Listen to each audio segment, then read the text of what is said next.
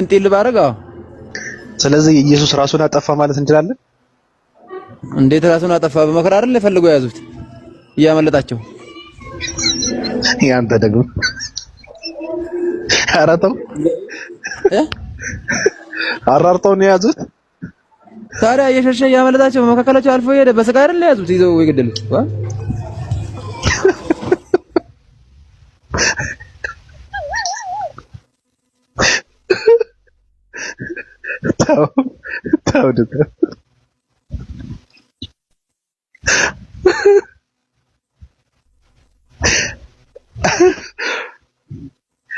እሺ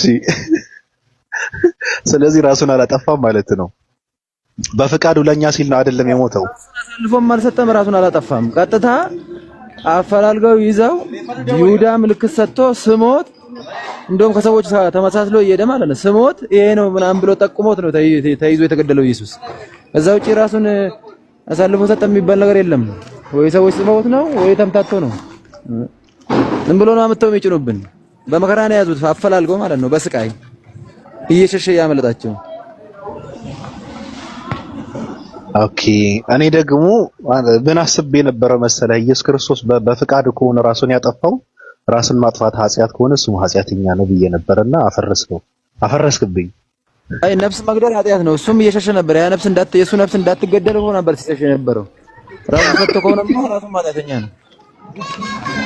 ሰው መግደል ኃጢአት ስለሆነ በቃ ይሁዳ ነው ለማንኛውም አፈላልጎ ተጠቁሞ ያስገደለው